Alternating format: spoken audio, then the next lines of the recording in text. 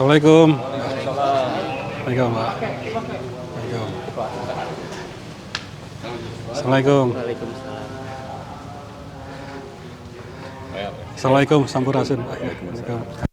Assalamualaikum. Ya.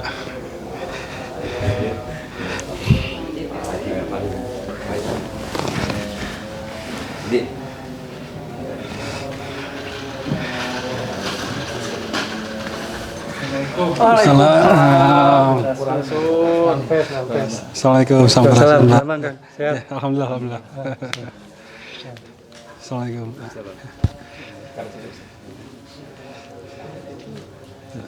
Assalamualaikum.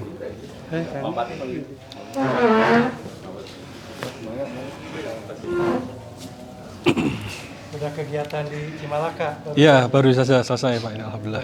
Pesantren, Pak? Di pesantren? Di masjid itu. Oh, di masjid. Taraweh di sana udah. Taraweh. Buka bersama Iya. sampai taraweh.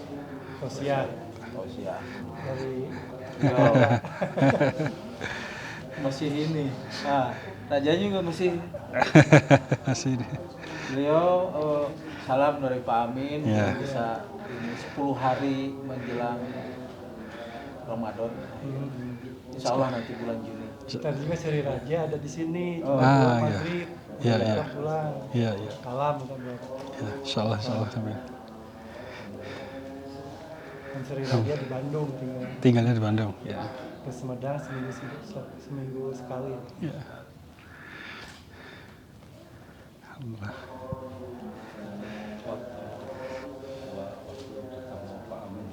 Pak Amin dulu 2008. Iya, saya 2008 ke sini, pernah Pak? ketemu Oh, dengan ya. Pak Amin. Iya. 2008. Iya.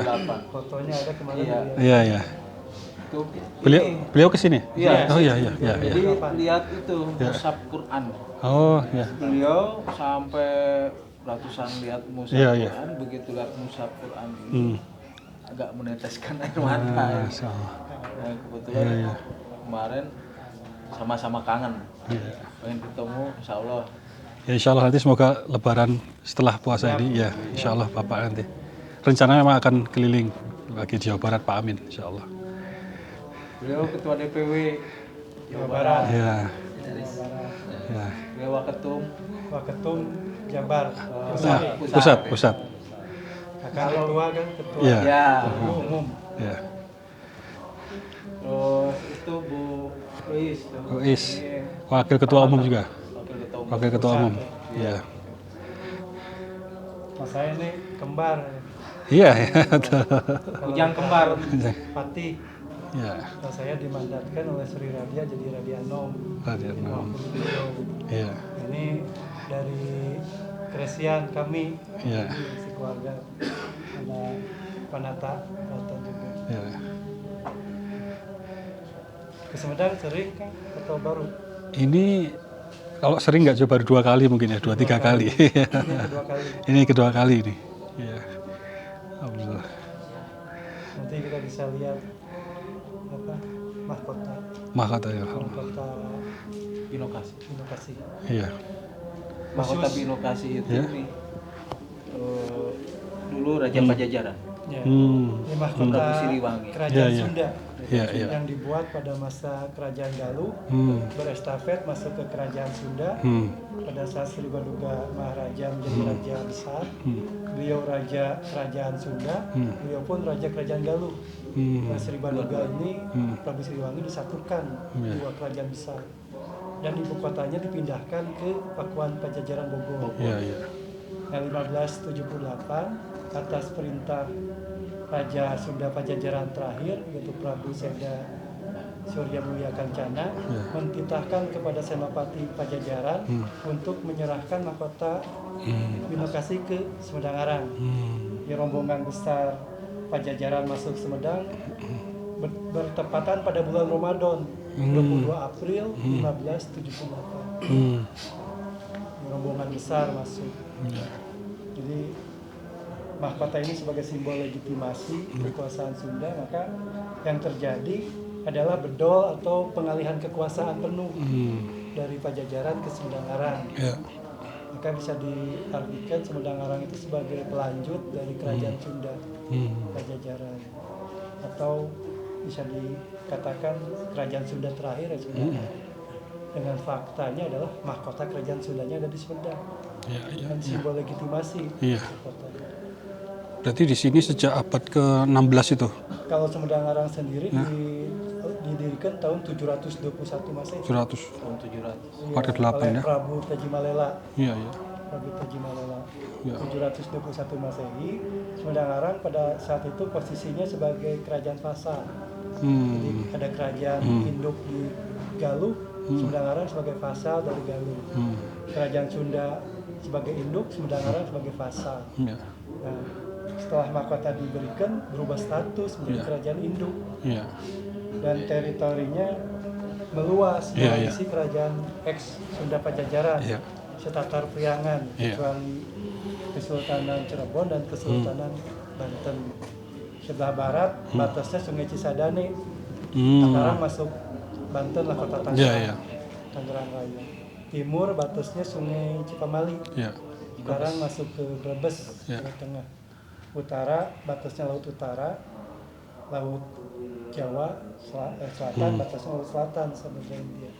Itu value kesejarahan Sumedang. Iya, iya. Kalau bangunan ini berarti dimulai Bangunan tahun... ini didirikan oleh Pangeran Panembahan Sumedang, Iya. selesai dibangun tahun 1706. Ini bisa dikatakan ibu kota kerajaan Sumedang terakhir. Karena Sumedang Arang ada 11 kali perpindahan ibu kota. Bermula dari Dharmaraja tahun 721, berpindah ke Ciguling, pindah ke Kutamaya. Ya. Nah, pada saat ibu kota Kutamaya, mahkota Binokasi itu masuk ke Sumedang Ya. 1578. Dari Kutamaya pindah ke Daya Luhur, Ya. dari Daya Luhur pindah ke Tegakalong, pindah lagi ke Pamarisen, Parubasa, terus Tenjo Laut, pindah lagi ke Tegakalong, baru terakhir ke sini. Iya. Ini 1706 sudah ada pengaruh company. Iya, iya. Sebetulnya perpaduan company dengan Sunda. Nah, Oke. di belakang panggung. Iya, iya. Iya. Menarik. Iya. Budaya dan keislamannya Iya. beliau tasawuf. Nah, kalau Sunda itu peradaban Sunda itu, saya bicara esensi ya, bukan bicara agama. Jadi peradaban Sunda itu sudah memiliki peradaban yang luhur. Jadi dari sisi ideologi, ajaran sudah monoteis dia, berketuhanan yang maha esa. Iya, iya. Maka begitu syariat Islam masuk ke tataran Priangan itu bukan Lebih mudah. karena esensinya sama. Jadi kesundaan itu sebetulnya sudah mengajarkan sebuah tauhid, ajaran tauhid. Iya, iya. Sunda itu. Nah, peradaban Sunda itu tidak terlepas dari bisa kita kenal, kita kaji dari mahkota kerajaan Sunda. Di mahkota kerajaan Sunda ini diberi nama mahkota Binokasi Sang Hyang Pakai. Jadi Binokasi itu membina cinta kasih, Rahman Rahim. Artinya dalam peradaban Sunda, nilai cinta kasih ini adalah sebagai sumber daya dalam berkehidupan dalam masyarakat maupun bernegara. Baik ideologi, ekonomi, sosial, pertahanan itu berbasis dari nilai cinta kasih. Nah, ini yang melahirkan konsep kesundaan yang tilu tangtu, tri tangtu di buana, resi, rama, ratu. Nah, resi aspek dari rohani, spiritual. Karena resi itu dasarnya dari nilai cinta kasih. Nah, baru konteks kedua rama. Keramaan itu fungsinya mematangkan dari nilai kersian. Jadi nilai cinta kasih ini digodok, dimatangkan, melahirkan sebuah sistem nilai, tatanan nilai. Salah satunya ada gotong royong, toleransi, indiskriminatif, lebih jauhnya sikap keadilan, kebijaksanaan. Itu kan dasarnya dari nilai cinta kasih. Dari sistem tatanan ini yang dihasilkan oleh keramaan, baru masuk ke konteks yang ketiga, yaitu keratuan. Nah, ratu ini fungsinya adalah aplikatif dalam kehidupan masyarakat. Gitu. Maka ratu biasanya karena dia sifatnya aplikatif, dia biasanya mendirikan sebuah kerajaan. Nah, seperti halnya Sumedang Arang.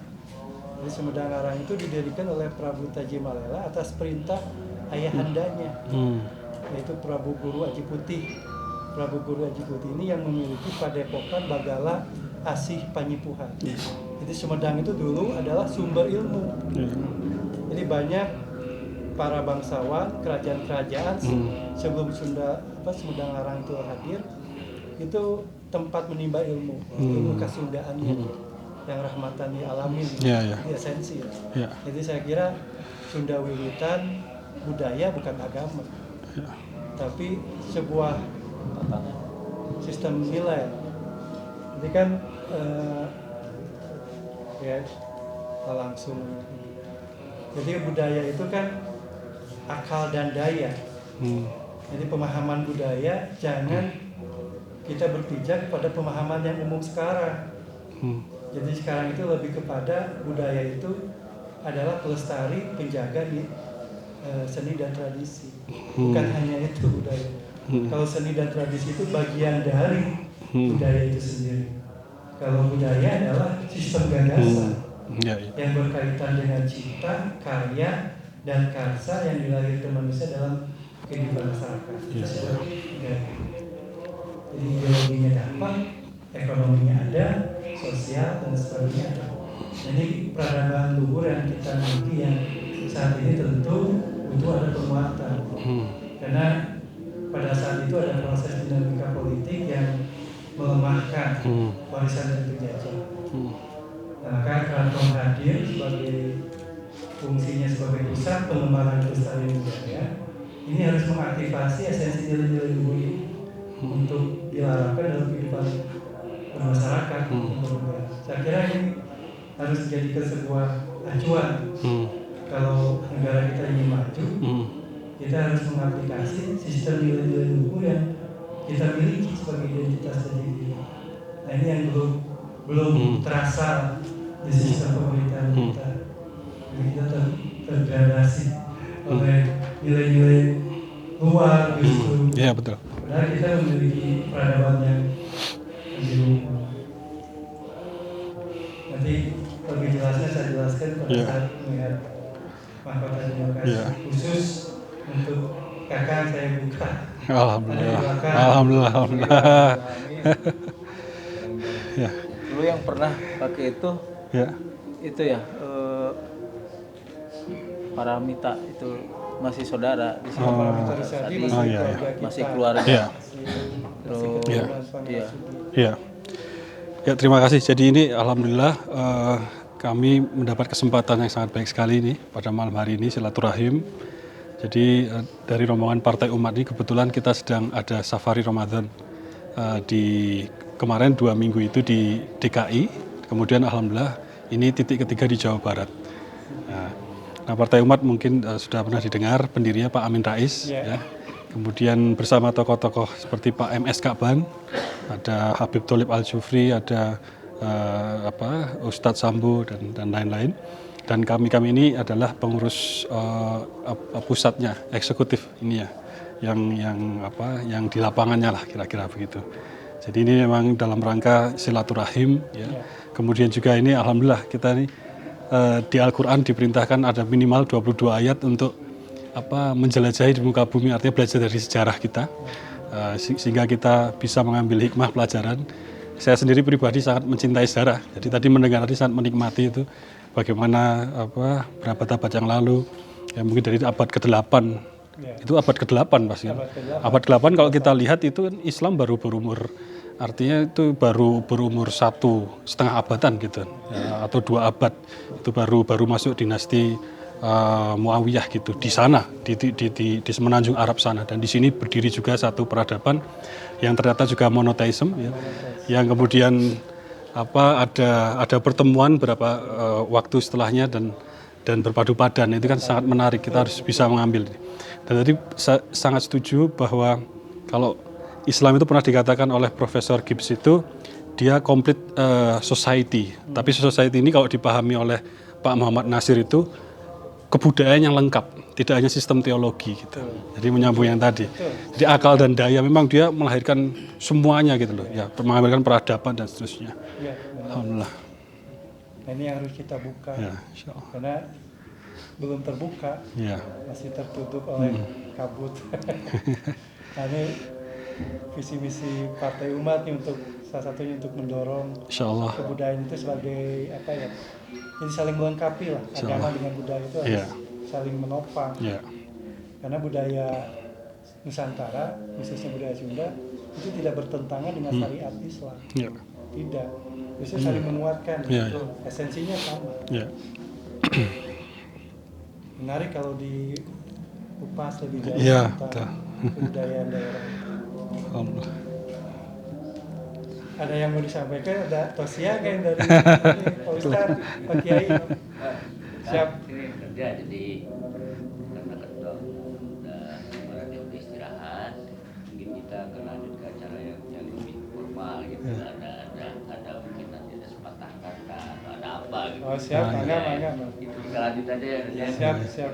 Tuh. Ya, Mas. Ya.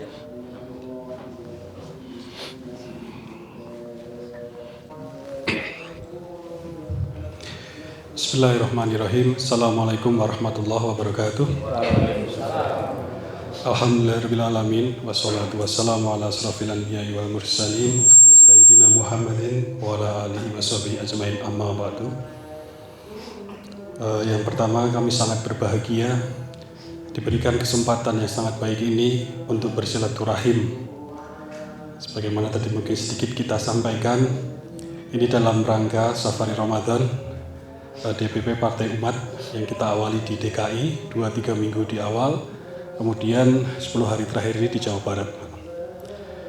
Ini titik yang ketiga, kita memulai dari Bekasi, kemudian hari kedua kemarin di Cirebon, dan hari ini alhamdulillah kita di Sumedang.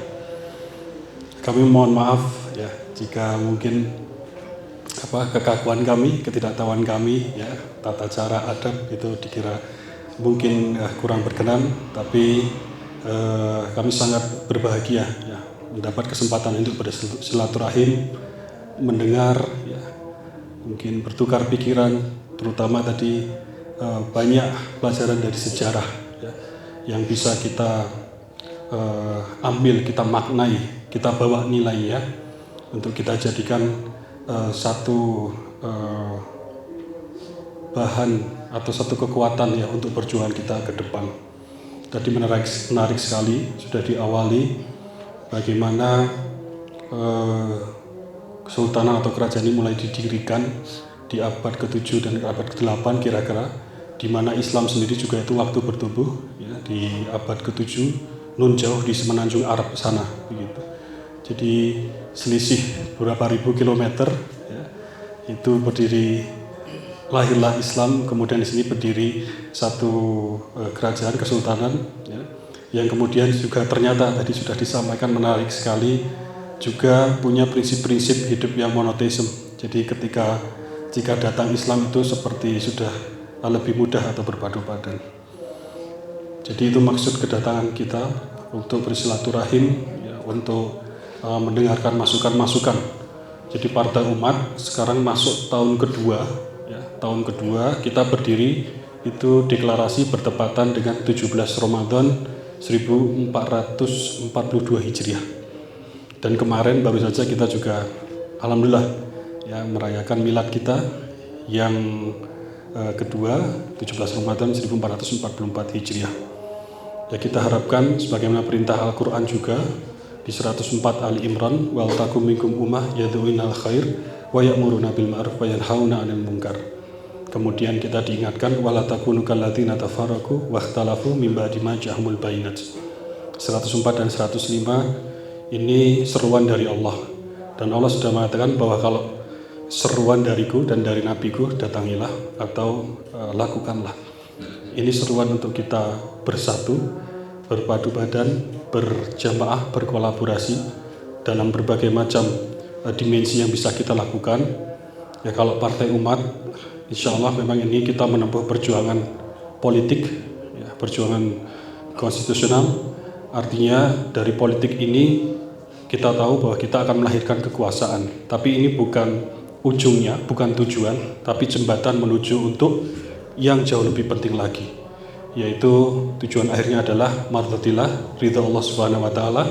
Kalau kita tarik lagi ke sini, tujuannya adalah kemaslahatan umat, keadilan ya untuk umat. Kita tarik ke sini lagi adalah untuk melahirkan kebijakan-kebijakan. Jadi kira-kira kita berharap lewat perjuangan Partai Umat, terutama menatap pemilu 2024 ini, kita akan melahirkan nanti kekuasaan atau otoritas yang nanti melahirkan kebijakan-kebijakan yang insya Allah dari kebijakan itu melahirkan keadilan dan melawan kezaliman di negeri ini. Dan sekali lagi perintah Al-Quran untuk berjamaah tadi, kita sangat ingin mendengar masukan, ya, mendengar nasihat-nasihat, ya, terutama yang berhubungan dengan kebudayaan tadi. Dan kita tahu kebudayaan lebih daripada sekedar kesenian dan yang mungkin ada sedikit reduksi maknanya. Apalagi di era informasi ini kita tahu ada istilah homogenisasi budaya, ya, begitu mudah budaya luar itu masuk sehingga anak muda kita itu menganggap sedikit-sedikit ya budaya itu seperti ini, ya mohon maaf yang joget-joget dan segala macam itu, sedangkan kita lebih luhur, lebih kaya.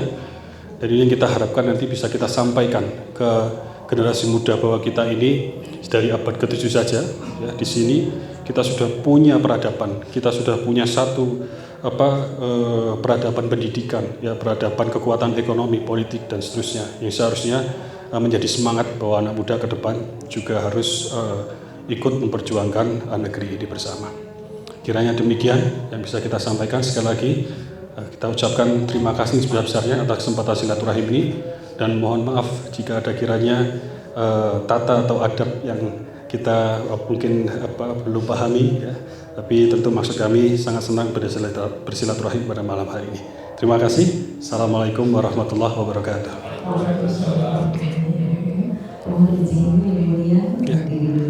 Ya.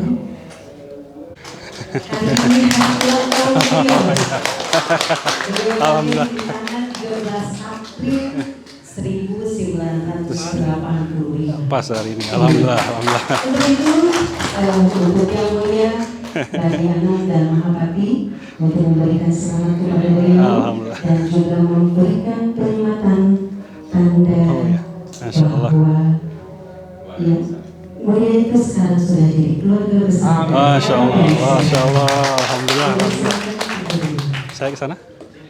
Oh, di sini. Ya. Oh ya. Selamat. Terima kasih, terima kasih. Alhamdulillah, alhamdulillah. Terima kasih, terima kasih. Alhamdulillah, alhamdulillah. Terima kasih, alhamdulillah.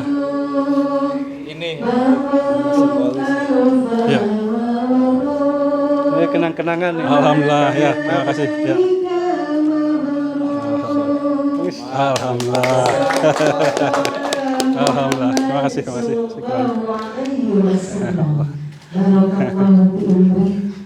Mudah-mudahan ketua semoga jadi lebih Amin, amin. Terima kasih, terima kasih. Ya. Semoga panjang umur, berkah umurnya, sehat dan sukses selalu menjadi pemimpin yang amanah, pemimpin yang hebat, yang membawa warga atau masyarakat seluruh Indonesia menjadi umat yang hebat. Amin. Ya, silakan ikut dulu kembali. Tahu gitu ada potong kue. Ternyata kita potong tahu aja. Aduh. Ya, alhamdulillah. Sekali lagi kami ucapkan selamat ulang tahun Barakallahu fiikum.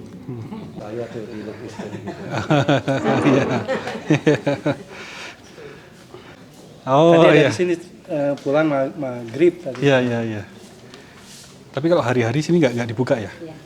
Nggak selalu dibuka ya di sini? Hari Jumat. Tinggalnya di sini. Sini saya di sini. Oh, Hari tinggalnya. Jumat Ya. dan Senin libur biasanya. Iya, iya. Oh, ini silsilahnya ya? Nah, ini silsilah beliau. Nah, Sumedang Ngarang itu sebetulnya Sarif. Karena dari Pangeran Santri Ya. yang menikah dengan Ratu Pucuk Umun Sumedang-Arang. Beliau adalah raja perempuan Sumedang-Arang, penguasa Ya, ya. yang menikah dengan Pangeran Santri. Ya. Pangeran Santri putra dari Pangeran Pamlakaran, Pangeran Pamlakaran putra dari Pangeran Panjunan. Ya. Pangeran Panjunan ini pancer kakung, vertikal laki-laki sampai ke Sayyidina Ali. Jadi Prabu Gesan Ulu. Pernikahan Pangeran Santri dengan Ratu Pucuk Umun Sumedang melahirkan Pangeran Angkawijaya atau Prabu Gesan Ulun. Beliau yang menerima mahkota Binokasi dari Pajajaran. Jadi beliau ada Sarif. Ya. Ini Sarif semua. Sampai ke Pangeran Karuhun. Ya. Ini masih Sarif masih kuat. Nah, Pangeran Karuhun atau Pangeran Nanggagamba IV memiliki cita-cita ingin memurnikan Sumedang-Arang itu dengan darah Pituin Sunda. Maka ada sabda yang dia ucapkan, pengganti saya adalah cucunya. Cucu dari putrinya, yaitu dalam istilah Raja Ningrat. Tidak jatuh kepada anak laki-lakinya. Tapi dia kunci dengan sabdanya. Jadi kenapa dengan cucunya? Karena dalam istri Raja Ningrat, putri dari Pangeran Karuhun, beliau tikahkan dengan dalam dalam Suryanagara 1 bin Wangsadita. Nah, Wangsadita ini pancar kakung sampai ke Prabu Siliwangi. Nah, dari pernikahan dalam istri Raja Ningrat dengan Suryanagara 1 melahirkanlah putra Suryanagara 2 sebagai pelanjut dari Sumedang-Arang. Jadi Suryanagara 2 sampai ke kami sudah murni lagi darah Prabu Siliwangi. Walaupun masih ada darah Rasulullah, tapi dari pihak perempuan. Iya. Beliau usia berapa sekarang? 80. 80. Selisih 1 tahun dengan Pak Amin. 81. Iya. Tadi buka bersama di sini. Oh iya. Alhamdulillah. Ini perkumpulan dengan forum keraton. Jadi keraton-keraton itu ada forum keraton. Di antaranya ada MAKN, ada FSKN, ada FKIKN, forum keraton. Nah, forum keraton ini dibentuk, tujuannya satu. Dibentuk tahun 2007. Ini tujuannya satu, yaitu memperjuangkan hak-hak keraton. Ini yang tidak didapatkan betul. Sampai saat ini masih lumpuh. Ke legislatif pun maaf masih tidak didengar. Baru kemarin waktu Sumedang-Arang dipercaya jadi tuan rumah Festival Adat Kerajaan Nusantara tahun 2021. Cuma sayang kondisinya lagi Covid, jadi kita tidak bisa mengundang banyak, jadi hanya Raja Sultannya hadir. Tetapi kita bergandeng, bermitra, berkolaboratif dengan DPD RI. Nah, dalam Festival Keraton itu ada kegiatan terakhir kami, yaitu Musyawarah Agung Raja Sultan Senusantara yang melahirkan Deklarasi Sumedang. Ada 7 poin kemarin. Deklarasi Sumedang. Salah satu poinnya adalah mengakselerasi rancangan undang-undang. Nah, ini dibawa oleh DPD karena waktu itu kita berkolaboratif oleh DPD RI, dibawa. Dia melakukan komunikasi politik dengan Presiden dengan legislatif, alhamdulillah karena kan DPD RI RI 7. Dia punya posisi bergaining posisi yang kuat. Baru masuk ke dalam prolegnas legislatif 2022-2024. Bahkan kemarin DPD sudah membuat sebuah kajian rancangan mahkota kerajaan Sunda yang diberi nama mahkota Binokasi Sang Hyang Pakai. Mahkota ini dibuat pada masa Kerajaan Galuh. Dibuat oleh Prabu Bunisora. Di Prabu Bunisora itu adalah adik kandung dari Prabu Linggabuana yang gugur di peristiwa Bubat. Nah, waktu ada peristiwa Bubat, itu ada insiden sebetulnya intrik-intrik politik, bukan perang dua kerajaan, tapi ada intrik politik. Nah, pada saat itu Raja Galuh, Prabu Linggabuana dan putrinya Dyah Pitaloka gugur. Teori yang saya aplikasi di sini, ada yang menyatakan untuk mengikat sebuah itikat dan tindakan menjadi kekuatan harus memiliki sentrum. Jadi sentrum budaya adalah keraton. Jadi kalau kita bicara ingin menguatkan, melestarikan budaya di daerah, ya harus ada sentrumnya. Impossible kalau nggak ada sentrum. Nah, beda dengan punten. Akang asli dari Jawa. Asli kalau orang tua Palembang. Cuma besar lahir di Jawa, Jogja. Kalau di Jawa, Bali, ini beranalogi ya biar mudah. Wajar kalau budaya mereka lebih cenderung lestari, berkembang menjadi sistem nilai dalam kehidupan masyarakatnya. Karena di daerah mereka memiliki sentrum-sentrum budaya. Jawa ada 4 sentrum, Keraton Yogyakarta, Keraton Paku Alam, Keraton Surakarta Hadiningrat, Keraton Mangkunegaran, itu yang mewakili Jawa. Di Bali ada beberapa sentrum budaya, Keraton Denpasar, Keraton Tabanan, Keraton Karangasem, Keraton Buleleng dan sebagainya. Sehingga dengan adanya sentrum budaya, wajar budaya mereka lestari. Nah, ini analogi kami dan kajian kami di situ. Jadi kalau kita bicara budaya Sunda, Hoyong Nanjer, sentrum budaya harus diaktifasi. Ini langkah pertama yang kita lakukan. Ini kalau kuliah kelasnya profesor nih yang mulia. Ini komprehensif ya. Terbuat dari emas. Iya. Di sini berarti sudah sejak 1700 ya ini. 1578. Sudah ada di Sumedang. Pajajaran. Nah, kita nanti bulan Mei akan kita kirap, kita arak. Kalau sebelum-sebelumnya ini rutinitas yang kita lakukan pada hari jadi Sumedang, ada kirap Panji Keraton dan mahkota Binokasi. Nah, untuk tahun ini kita kembangkan karena Sumedang puseur budaya Sunda. Jadi bicara Sumedang puseur budaya Sunda bukan bicara Kabupaten Sumedang saja, tapi sepriangan. Nah, maka kita kembangkan melibatkan daerah lain, melihat dari tapak lacak mahkota Binokasi dari Galuh. Jadi kita sudah ada komunikasi dengan masyarakat budaya di Ciamis, dengan Pemda Ciamis. Jadi diarak dari Ciamis, Galuh kan dulunya. Dari Ciamis masuk ke Pakuan Pajajaran di Kota Madya Bogor. Kemarin wali kotanya ke sini, Arya Bima. Ini merespon positif. Nah, dari Bogor puncaknya ke Sumedang. Jadi melibatkan 3 daerah agar menjadi kekuatan. Sebenarnya Palembang itu masih keturunan Sunda karena dari Subak Kencana. Ya. Subak Kencana itu kan dari Buhun itu Sunda pertama tahun 6. Jadi Palembang itu masih Sunda juga. Nah, kalau di Palembang itu ada Keraton Palembang Darussalam ya, Kesultanan Palembang. Itu gabung dengan Forum Keraton juga. Kita dekat. Paduka yang mulia cuma wafat, yang polisi itu sekarang digantikan oleh putranya Paduka yang mulia Fauzan kalau nggak salah. Itu kita sudah sering interaktif. Ini salah satu masterpiece Kerajaan Sunda. Sebelah sini ya untuk raja ya ini. Ya, ini untuk raja, ini untuk ratu Siger. Nah, ini motifnya motif kesundaan. Ada motif Wijaya Kusuma, bunga cangkok Wijaya Kusuma, ada burung julang, teratai. Ini lambang-lambang kesundaan. Itu untuk ikat pinggang. Bisa dilihat aja. Ini. Detail sekali ya. Pembuatannya detail sekali. Zaman dulu lebih detail. Membuat keris juga, keris atau pusaka-pusaka itu mereka lebih detail. Kalau sekarang empu-empu pembuat keris tidak seperti sedetail masa lalu. Jadi teknologi mereka pengetahuannya lebih hebat. Bahkan bahan bakunya kan berbeda. Kalau sekarang kan besi-besi biasa ya, per atau apalah. Kalau dulu kan ada campuran meteor.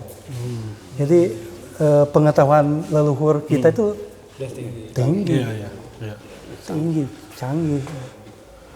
Nah, kita keliling di sini. Tapi ageman Sunda, Kujang itu.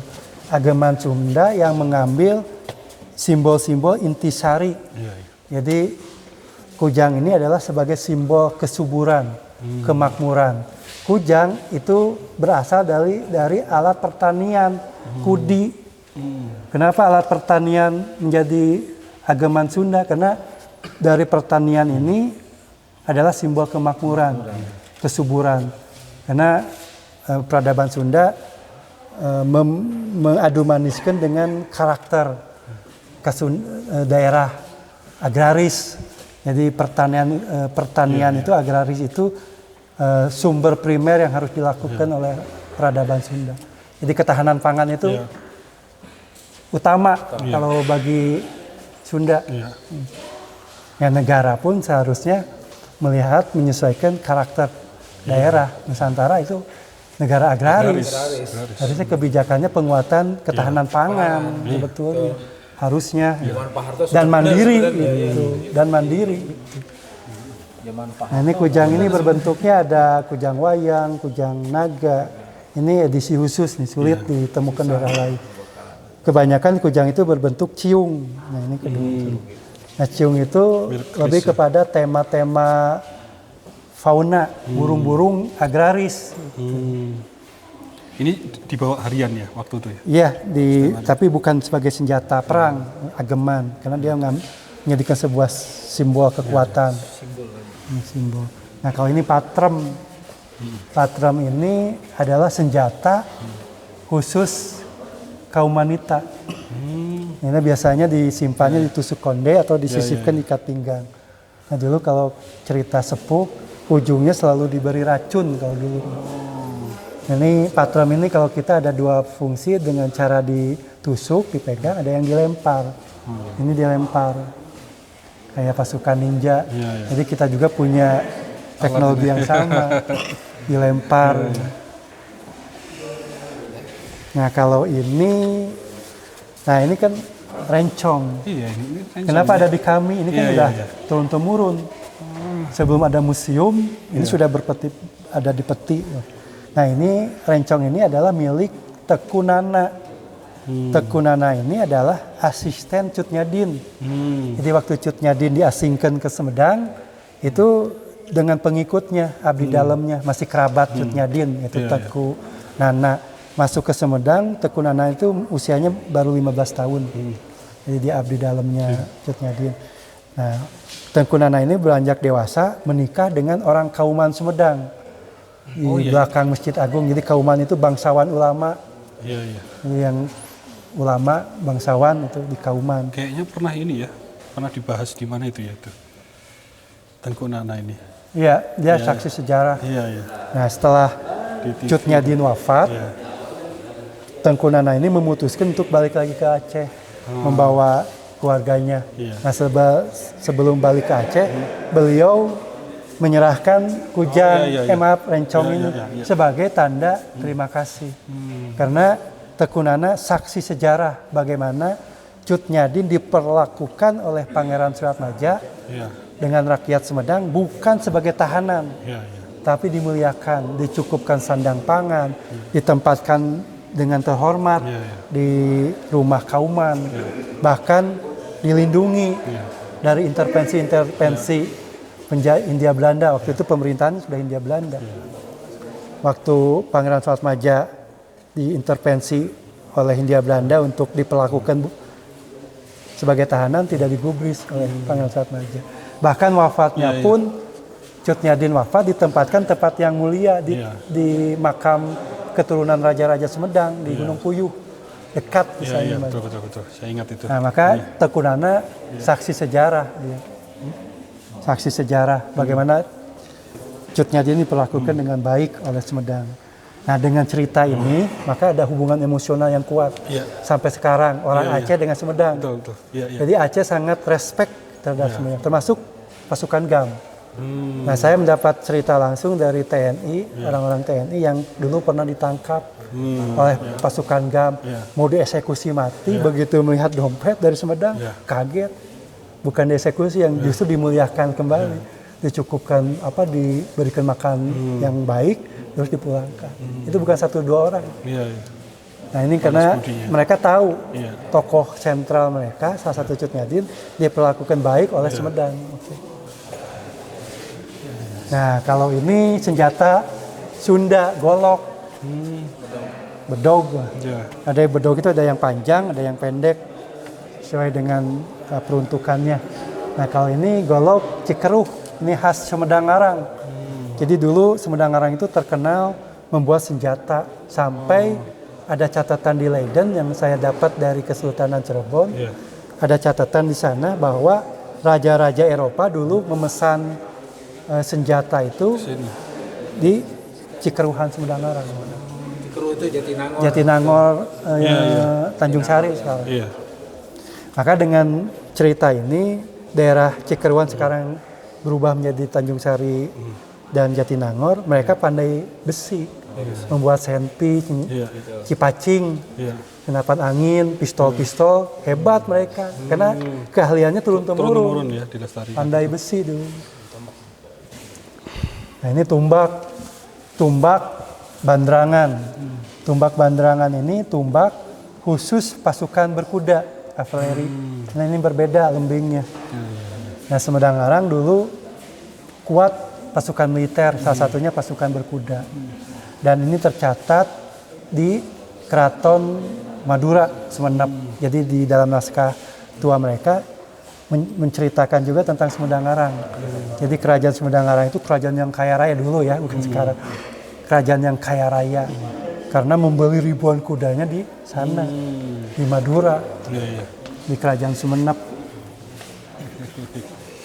Selain berkuda, Sumedang Larang juga kuat dari pasukan panahan. Nah tradisi panahan ini masih lestari. Masih sampai sekarang. Ya, kalau di Jawa itu ada dua alat panahan tradisional yang sekarang jadi olahraga tradisional. Kalau di Mataraman itu panahan jamparingan. Ya, kalau di Kerajaan Sumedang berkembang panahan Kasemedangan. Alatnya berbeda, cara panahnya pun berbeda. Kalau Mataraman jamparingan manahnya dengan mata dia manon.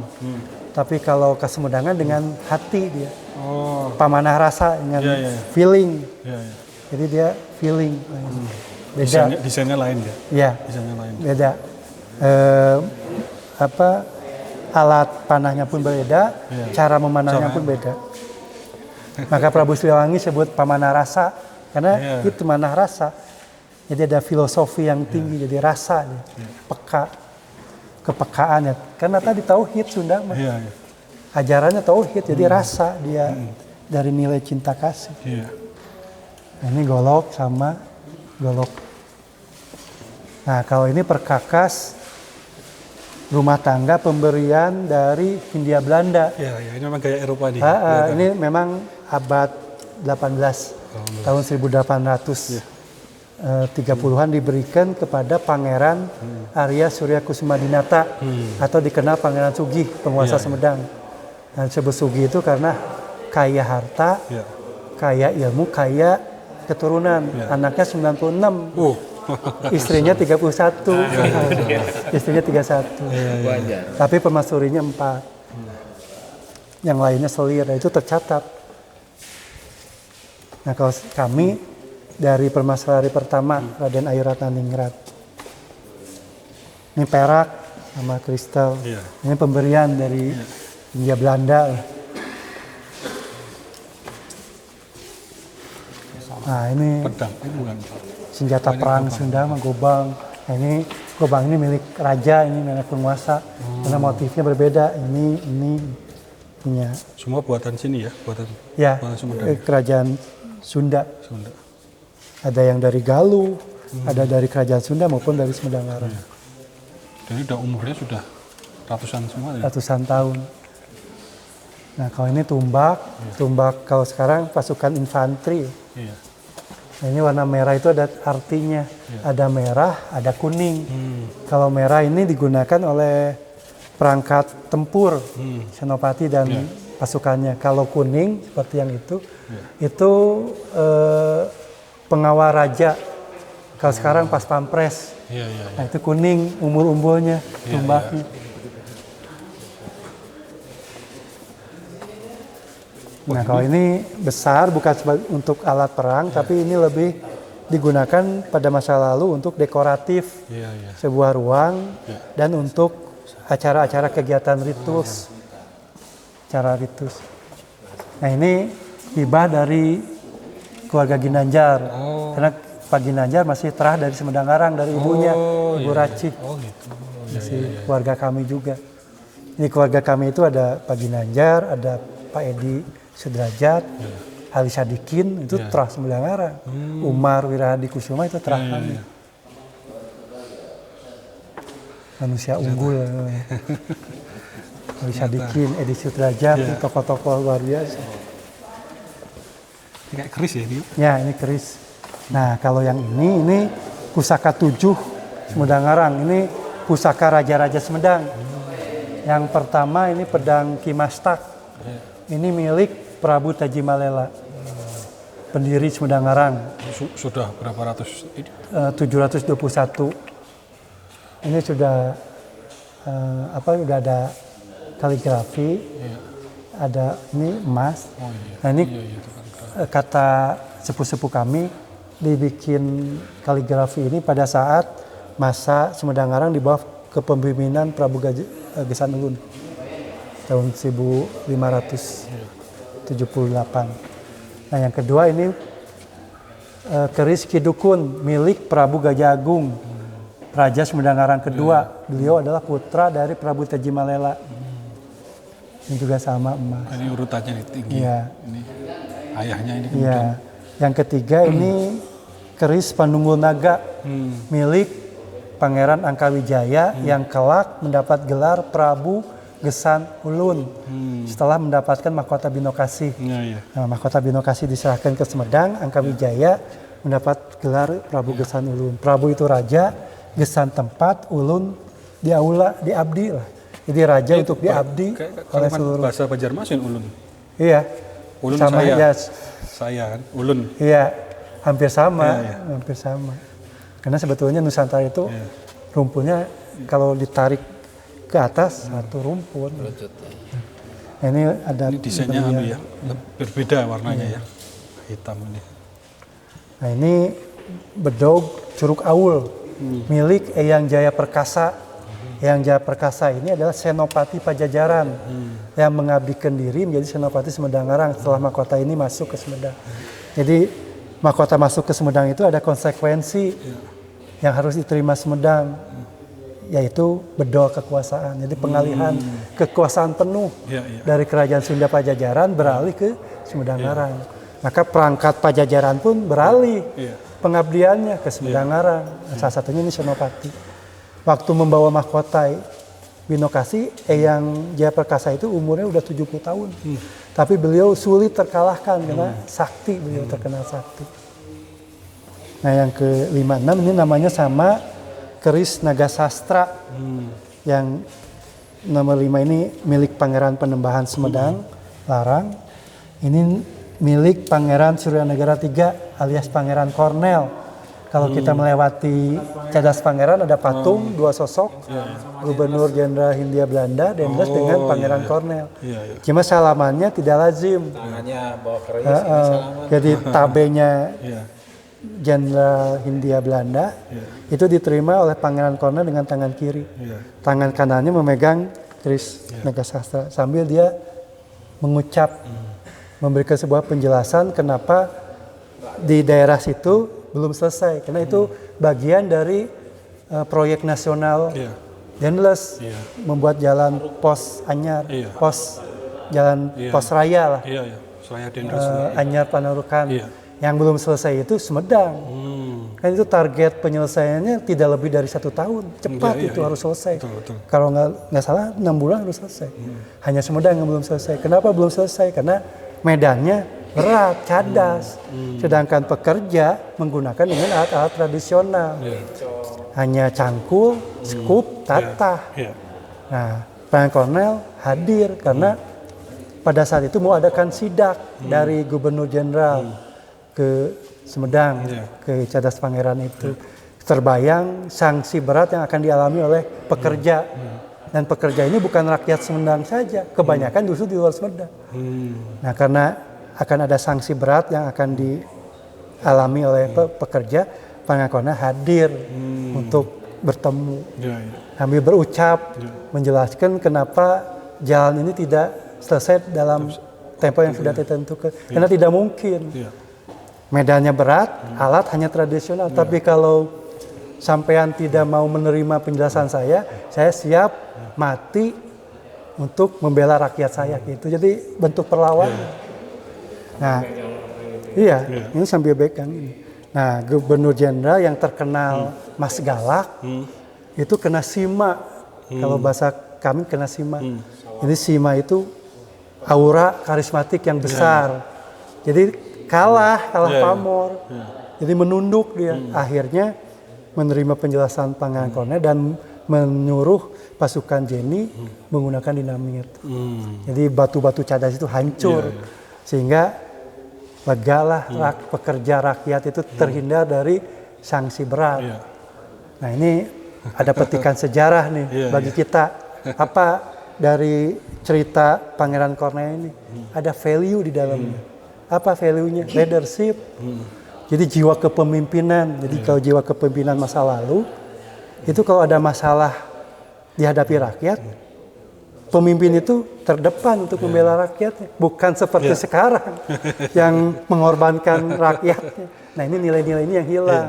Harus kita kembalikan gitu. Ini kan ada petikan sejarah yang penting. Tidak bereluk. Lurus. Ya lurus. Kalau yang bereluk itu ada pengaruh dari gaya Mataraman. Walaupun berdasarkan sejarah empu-empu gaya Mataraman itu diambil dari empu-empu Sunda. Cuma Mataram ingin punya gaya yang beda dengan Sunda. Nah ini tumbak ini sebetulnya knockdown dia, bongkar pasang. Ya. Ini salah satu contoh mata tumbak. Nah yang kalau atas ini namanya Kala Cakra. Ini milik raja karena fungsinya untuk menolak bala, tolak bala. Ini ada gambar skorpion di atasnya. Kalau dibalik itu kayak matahari. Nah yang bawah pekerjaannya rapi ya. Rapi, detail dia. Detail. Ini kan perlu konsep engineering juga. Karena dulu kan bisa detail dan hasilnya bagus karena dengan rasa. Karena kan membuat senjata masa lalu dia dengan tirakat, dengan puasa, didoakan. Kalau sekarang kan asal, pesanan. Kalau dulu dengan rosso, maka hasilnya pun baik. Bahannya pun ini kan meteor, ada paduan meteor. Kalau meteor itu untuk melelehkan meteor itu harus berapa derajat itu? Derajat. Dan empu-empu sekarang belum bisa menandingi empu-empu masa lalu. Mereka detail. Sekarang tidak bisa detail. Nah, kalau ini bunganya bunga keabadian, maka dia tolak bala. Nah, ini yang kuning, ini yang umur-umur ini pas pampres sekarang itu. Pas pampres. Nah, kalau di kami ini pusaka itu ada Mataraman, ada Bali, ada Sunda itu tergantung peristiwa yang menyertai pada masa lalu. Kalau pusaka-pusaka keris Jawa itu lebih kepada cenderamata dari kerajaan Mataram. Karena kebanyakan interaksi pernikahan.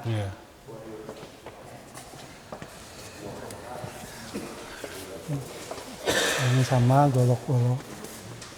Nah ini ada keris Mataram juga. Nah ini keris Mataram salah satunya. Yang sebelah sana keris Bali. Nah keris Bali ini sebagai rampasan perang. Rampasan perang. Karena dulu kalau sedikit cerita, Sumedang Arang itu pernah diserang oleh 3 kekuatan besar. Waktu Sumedang Arang di bawah pimpinan Pangeran Panembahan. Diserang oleh 3 kesultanan. Itu Kesultanan Cirebon, Kesultanan Banten, dan Kesultanan Demak. Menyerang Sumedang itu 2 kali. Cuma Sumedang waktu itu kekuatan militernya cukup kuat sehingga bisa dihalau. Nah mereka kekuatan 3 besar ini mencari akal lagi untuk menggempur Sumedang yang ketiga kali. Maka mereka menghimpun kekuatan baru, menambah kekuatan dengan pasukan bayaran dari Bali di bawah pimpinan Cilik Widara. Jadi 4 kekuatan besar masuk ke Sumedang yang ketiga kalinya, jebol Sumedang. Waktu itu jebol tapi maaf caranya tidak sportif. Walaupun kesultanan sebuah statusnya sudah Islam, tapi caranya tidak sportif. Kenapa jebol? Karena pada saat itu Sumedang Arang di bawah kepemimpinan Pangeran Panembahan dan rakyatnya sedang melaksanakan sholat Idul Fitri di ibu kota Tegakalong. Diserang ya tidak siap. Tidak siap lagi sholat diserang. Nah Pangeran Panembahan tetapi bisa meloloskan diri ke Indramayu. Di Indramayu kan kerabat beliau karena Sumedang Arang kan wilayahnya Priangan. Dia meloloskan diri ke Indramayu dibantu oleh kerabat-kerabatnya, jadi Belapati gitu. Yang penting raja kami selamat. Salah satunya banyak kerabat Panembahan yang gugur, termasuk Pangeran Tegal Kalong. Itu bisa dikatakan kakeknya, Kapi Aki dari Pangeran Panembahan. Nah, Sumedang Ngarang dikuasailah oleh kekuatan ini dan diserahkan kepada Cilik Bidara untuk memimpin Sumedang. Lamanya 1 tahun karena waktu Pangeran Panembahan mengasingkan diri ke Indramayu, beliau menghimpun kekuatan militer lagi. Diserang lagi. Nah, direbut lagi, berhasil. Panembahan merebut Sumedang Ngarang lagi dan sudah tidak merasa nyaman beribu kota di Tegal Kalong. Karena terbayang banyak kerabat dekatnya yang tewas. Nah, akhirnya memindahkan ibu kota. Itu dasar memindahkan itu gitu. Terbayang dipindahkan ke Srimanganti. Maka dengan cerita ini, ada cerita ini di Sumedang ada ketabuhan, Kang.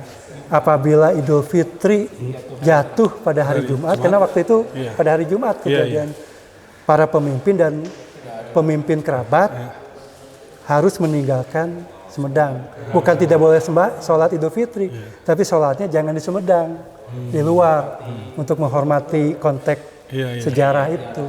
Itu ada ketabuhan. Bupati-bupati gitu. Ya, bupati juga keluar. Kalau percaya atau tidak percaya, ini bupati pernah mengalami beberapa kali nih. Pada hari Idul Fitri jatuh hari Jumat, tidak ngeh. Nah, selalu ada kejadian yang di luar logika. Akhirnya tersadarkan, keluar aja dari Sumedang ke Bandung ke kemana. Ini ada ketabuhan di Sumedang. Nah, sekarang Idul Fitri jatuh hari naon tuh? Jumat. Ah, Jumat saya harus keluar. Hari Jumat tuh. Saya sholatnya harus keluar dari Sumedang. Bupati pun sama. Soalnya hari 22. Versi tanggal 22. Nah, kalau ini, yang kedua, ini nggak apa-apa, agak lama waktunya. Nggak apa-apa. Nah, ini yang kedua ini asli. Keris asli milik Sultan PB kedua. Pakubuwono kedua ini asli, udah diuji oleh ahli keris dari Universitas Indonesia, ini dulu dibuka karena diteliti asli ini. Kenapa ada di kami? Karena waktu itu PB menikah dengan putri dari Trah Sumedang Ngarang. Jadi memberikan keris sebagai ciri. Jadi kalau sekarang itu password, ID card. Jadi kalau keturunan beliau datang ke Mataram, dengan buktinya apa? Membawa ini. Diterima. Ke pengawal, barcode. Scan dulu ya. Ini kan lambang PB ini, PB2. Nah, kalau ini CIS. CIS ini tongkat komando sekarang. Jadi CIS ini sebetulnya tradisi kami. Jadi CIS ini digunakan oleh para pemimpin pasukan. Dan tradisi ini tanpa disadari masih digunakan oleh aparatur militer lah, baik TNI maupun Polri. Ini di 1500-an udah mulai pakai. Udah. Ini kan peradaban Sunda ini. Tongkat sekarang tongkat komando. Iya, jelas itu berarti kalau klaimnya ini gaya Eropa, udah 1500-an Belanda baru masuk.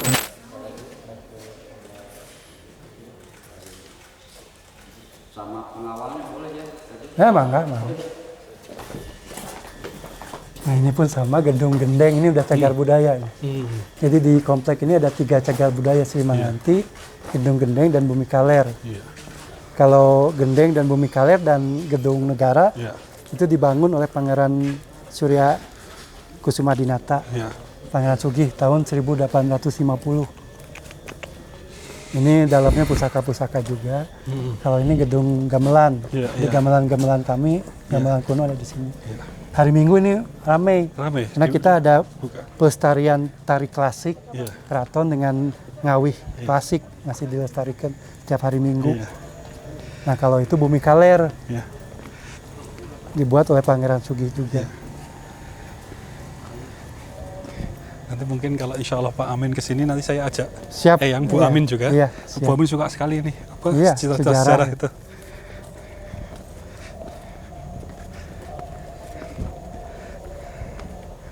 Alhamdulillah.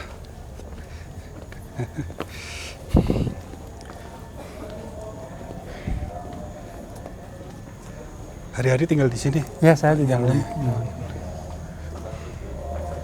Kalau Sri Radia di Bandung, karena putra-putranya di Bandung. Jadi lebih dekat ke putra-putra.